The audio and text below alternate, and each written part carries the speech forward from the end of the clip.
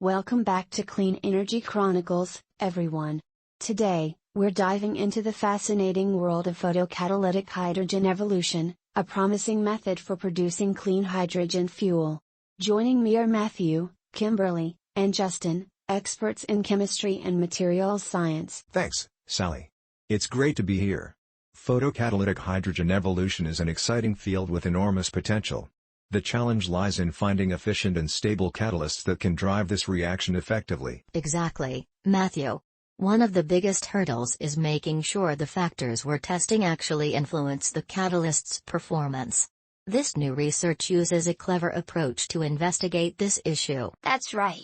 The study we'll discuss focuses on nanoparticles as catalysts, comparing those formed during the reaction itself, what they call in situ, to those made separately beforehand. This is important because, often, the conditions of in situ synthesis affect the catalyst more than you might predict. So, these scientists used a clever high-throughput screening method to study hundreds of different nanoparticle compositions and conditions simultaneously. What were some key variables that they investigated? Well, they were particularly interested in the effect of adding ligands to the nanoparticles. Ligands are molecules that attach to the nanoparticle's surface and can affect its properties.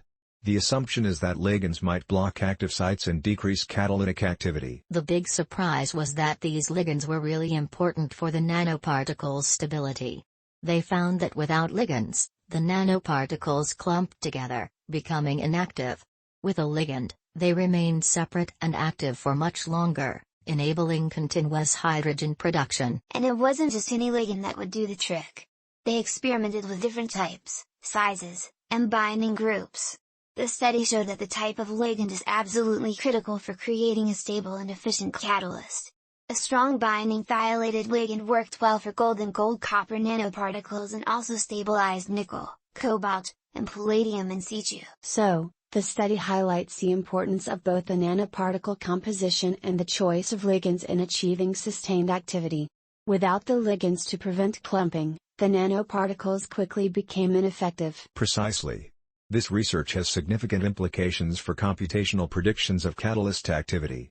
We need to incorporate factors like nanoparticle formation, stability, and ligand effects into our models to get accurate predictions. And this high-throughput screening system is a game changer.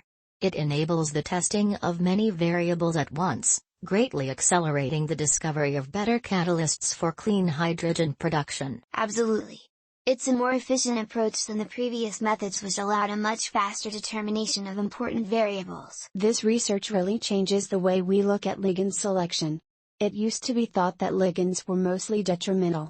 But we now see that carefully choosing ligands can be critical to create truly effective and stable hydrogen-producing nanoparticles. This method is a game changer for catalyst design and could open doors for new and better catalysts across the board for many other clean energy applications. It's also a powerful reminder that even seemingly small details, like the choice of a ligand, can have a huge effect on a catalyst's performance. It's a beautiful demonstration of how fundamental research, using clever experimental design and high-throughput testing, can unveil crucial insights to accelerate the development of clean energy technologies. That's a great point, Justin.